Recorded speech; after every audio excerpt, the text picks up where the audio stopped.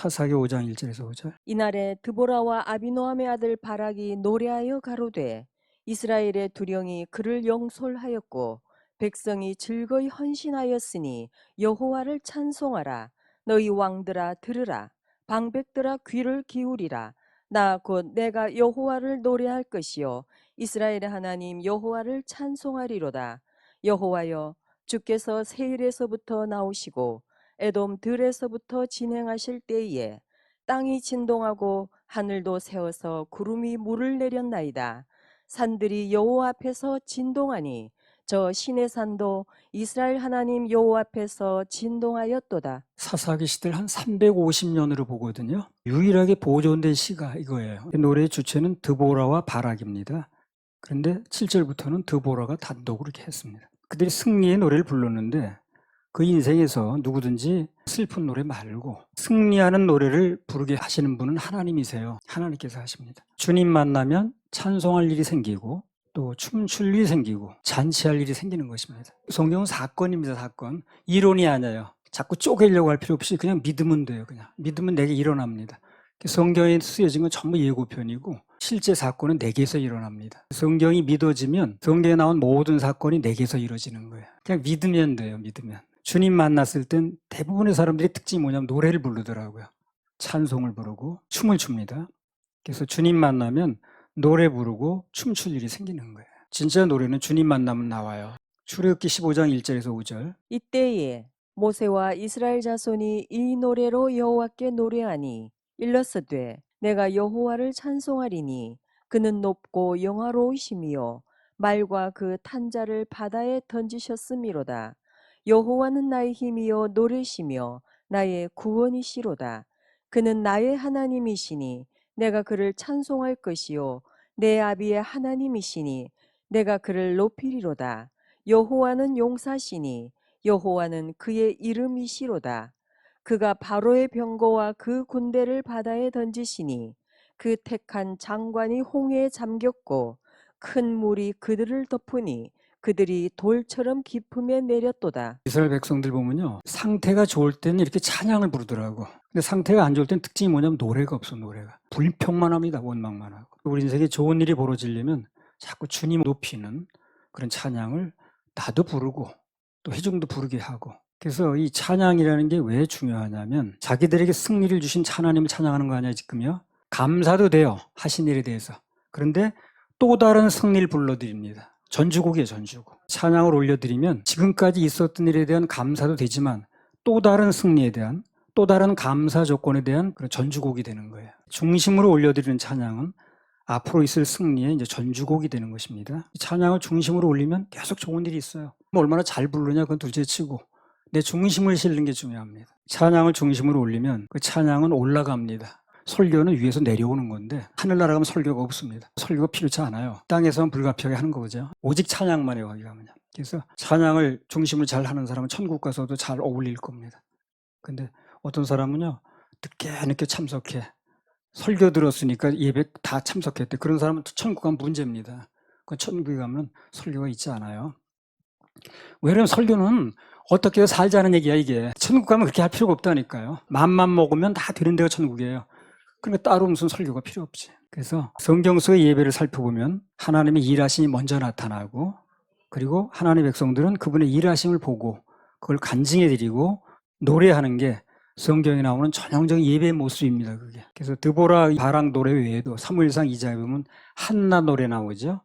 누가복음 1장에 보면 마리아의 노래가 나옵니다. 성경에 나오는 대다수의 노래가 다 여인들이 부른 노래예요. 남자들은 별로 노래를 부른 적이 없어요. 그래서 이 자꾸 뒤처지는 거야. 예수님 십자가에 못 박힐 때 봐요. 목숨을 걸고 쫓아간 사람 다 여자들이더라고. 남자는 도망가기 바빠가지고. 그래서 오늘 드보라의 노래가 나왔는데 이걸 한번 보려고 합니다. 오늘 사사기 5장 1절. 이날에 드보라와 아비노함의 아들 바락이 노래하여 가로되. 여러분 한번 읽어보시면 알겠지만요. 드보라가 주로 이 노래를 했어요. 그런데 바락까지 이름을 넣어줬다는 거예요. 그게 바로 하나님 상 주시는 방법입니다. 자, 출애굽기 15장 1절. 이때에 모세와 이스라엘 자손이 이 노래로 여호와께 노래하니 일렀으되 내가 여호와를 찬송하리니 그는 높고 영화로우심이요 말과 그 탄자를 바다에 던지셨음이로다. 이 노래가 주체가 누굽니까? 모세입니다. 모세. 모세인데 이스라엘 자손까지 같이 넣어주는 거예요. 그래서 하나님께서는 상 주시는 방법이 그래요. 누군가의 이름을 기억하잖아요. 그전에 공무원 할 때 보면 주공 무슨 보조 이런 게 있는데 하나님은 그걸 굳이 따지지 않습니다. 거기 관계되면 다 상을 주시는 거예요. 교회적으로 상을 다 받는 겁니다. 그러니까 누가 좀 더한다, 누가 좀 두각을 나타냈다, 신경 쓸 필요가 없어요. 그게 하나님께서 주실 때는요, 다 거기 속한 사람은 다 골고루 주십니다. 그 회리 바람이 불면 그게 뭐 하나만 뜹니까? 그렇지 않죠? 다 같이 뜨는 거예요. 그래서 하나님 일은 합심해서 하면 됩니다. 누가 더 상을 많이 받고 안 받고 따질 필요가 전혀 없어요. 조금이라도 공적이 있으면 같이 넣어주시는 거예요. 어찌하든지 벌 주시기보다는 상 주시길 기뻐하셔요. 그분이 끝까지 하나님 따라가다 보면 벌 받을 일보다는 상 받을 일이 많겠죠. 그래서 행복한 거예요. 벌 받을 일보다 상 받을 일이 많다 보니 행복하지. 주님 따라가면 다 행복합니다. 저절로 행복한 인생이 되는 거예요. 이렇게 보니까 뭐 내 인생도 그랬고 주님 따라가는 인생은 다 행복해지더라고요. 사무엘상 1장 1절. 에브라임 산지 라마다임 소빔에 에브라임 사람 엘가나라 하는 자가 있으니 그는 여로함의 아들이요 엘리후의 손자요 도후의 증손이요 수베의 현손이더라. 한나를 칭찬하고자 하는 얘기거든요. 이게요. 근데 한나 외에 남편 엘가나도 넣지요. 엘가나는 그냥 그러지 뭐 한 거밖에 없는데 아들 사무엘을 바치겠다 그러니까 아이 뭐 그러지 뭐 그대 소견이 그러면 그렇게 해. 그거 얘기한 것밖에 없어요. 근데 똑같이 넣어주는 거예요. 이렇게 나중에 보면 고조 할아버지까지 등장시켜요. 엘가나 고조 할아버지. 그래서 하나님께서는 상 주시는 걸 참 좋아하시는 거예요. 그가 계신 것과 자기를 찾는 자들에게 상 주시는 이심을 믿어야 할지니라. 그게 믿음의 핵심이라. 하나님께 나가는 사람은 상 주심을 바라봐야 됩니다. 아, 그분은 하루 종일 위에서 보시다가 나 잘못한 거 찾아가지고 맴매하시려고 그러나 봐. 그거 잘못된 거예요. 그렇지 않습니다. 그분은 조금이라도 우리가 뭐 좀 잘한 거 있으면 별거 아니래도 다 상 주시려고 하시는 거예요. 냉수한 그릇도 앉아먹는다 그러잖아요. 드리는 사람은 뭐 나 그런 거 기억도 안 나는데요. 근데 기억 다 한다고 생각 그러잖아요. 그러니까 하나님 앞에서 내가 하는 거 몰라줄까 봐 걱정할 필요가 전혀 없는 거죠. 다 보고 계시니까. 모든 수고는 여기 있어요. 주님한테 잘 보이는 게 중요한 거예요. 1000억을 가질래? 주님 선택할래? 그러면 주님 선택하면 무한대를 주시거든. 가면 갈수록 실감하는 거야, 이거를.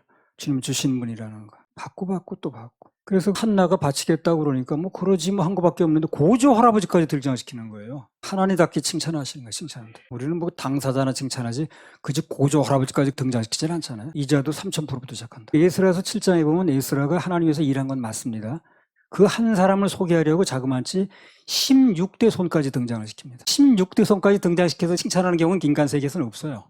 근데 그분은 그렇게 하시더라고요. 칭찬도 정말 하나님답게 하십니다. 아무튼 그래서 하나님께 대한 예배 성공하고, 예배 성공은 꼭 참석만 얘기라는 게 아니라 그랬어요.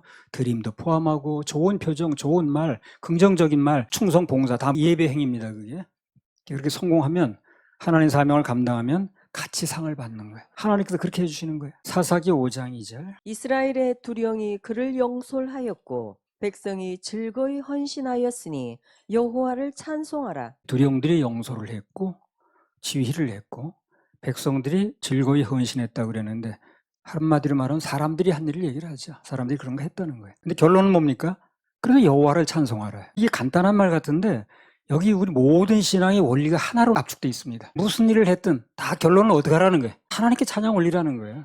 감사 올려요. 그럼 잘못되지 않아요. 교회도 그렇게 돌아가 보세요. 절대 그 교회 잘못되지 않습니다. 사람을 자꾸 높여야 되니까 문제가 되는 거지. 무슨 봉사라고 충성했든 뭘 심었든 전부 여호와를 찬양하러 결론이 맺어지면 그 교회는 절대 잘못되지 않습니다. 사람 한 일이 자꾸 드러나니까 문제가 되는 거예요. 겉보기에는 사람이 한 것 같아도 모든 것은 여호와께서, 하나님께서, 그게 정답입니다.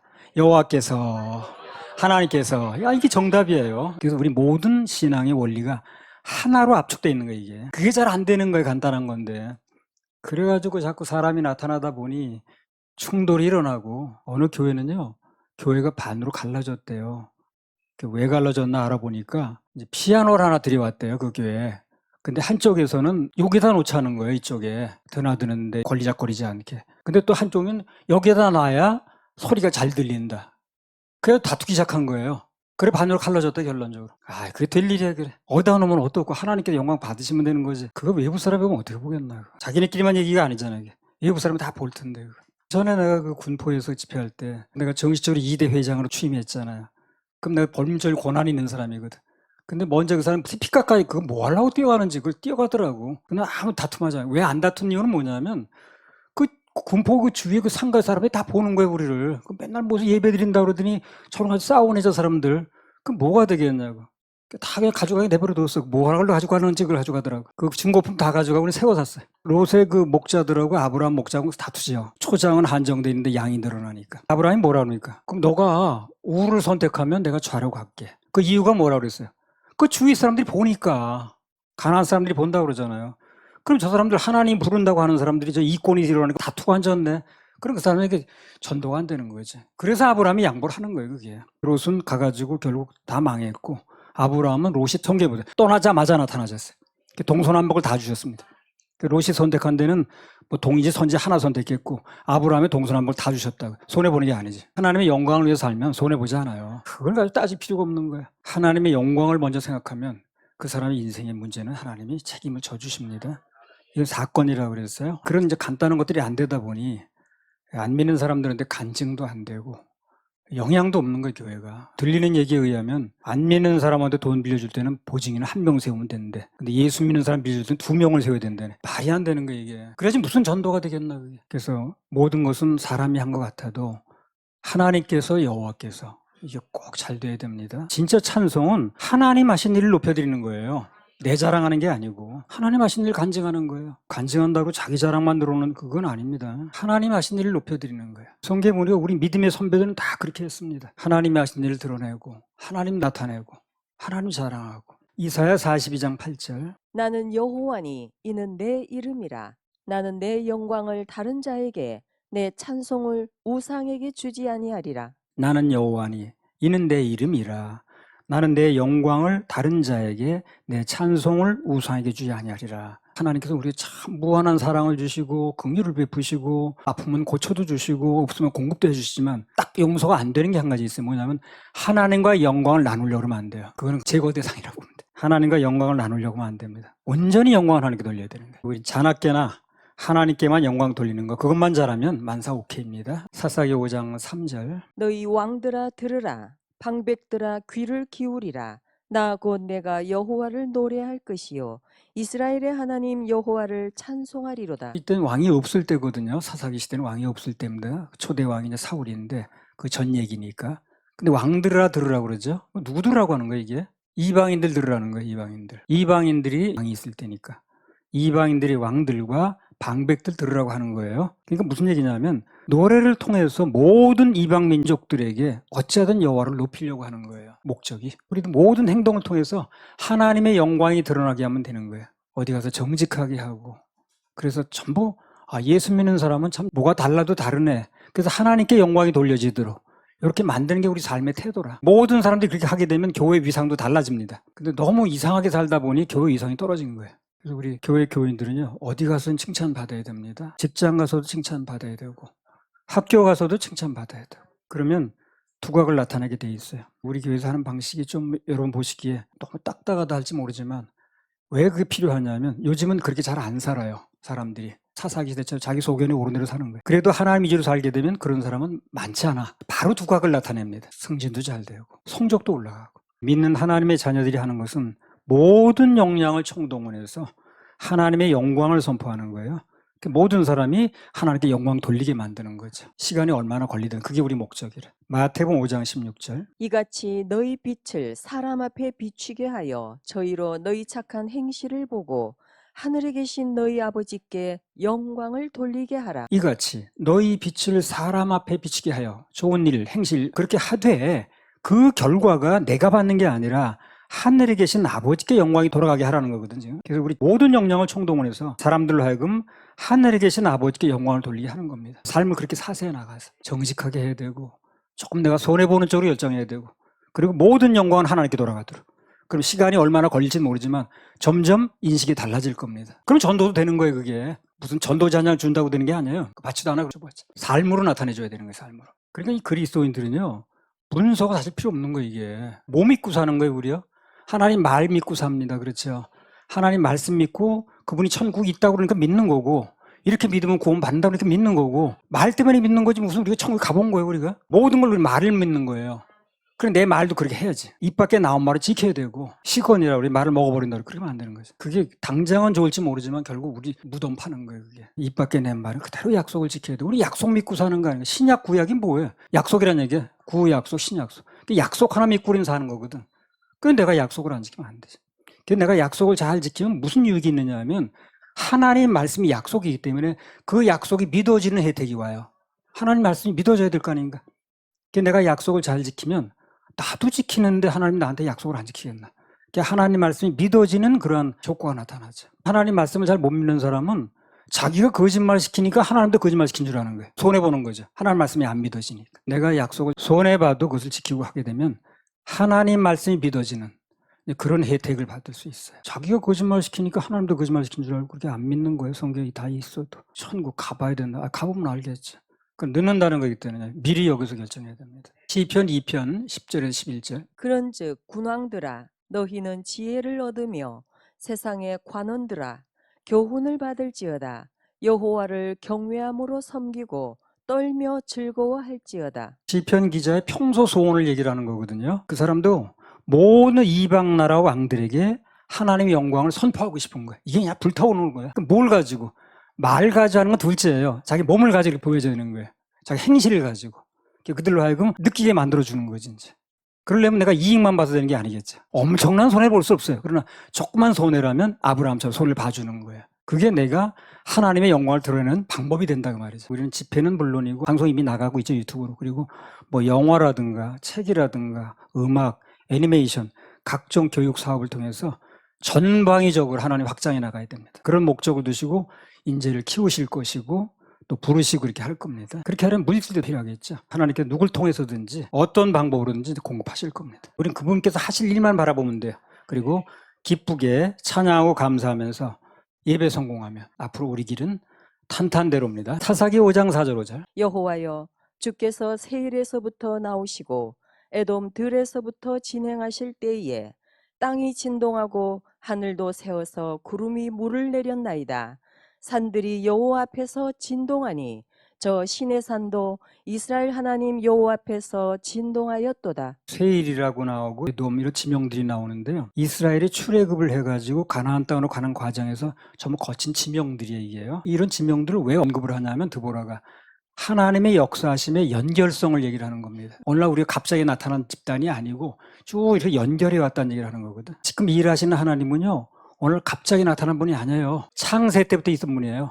믿어도 돼요, 믿어도. 역사와 전통이 있습니다. 오늘 갑자기 나타난 분이 아니에요. 우리가 전하는 복음이 오늘 갑자기 나타난 게 아닙니다. 원래부터 있던 거예요. 사람들이 너무 안전하다 보니까 문제가 된 거지. 우리가 전하는 복음이 오늘 갑자기 나타난 거예요. 성경에 다 나와 있는 거지.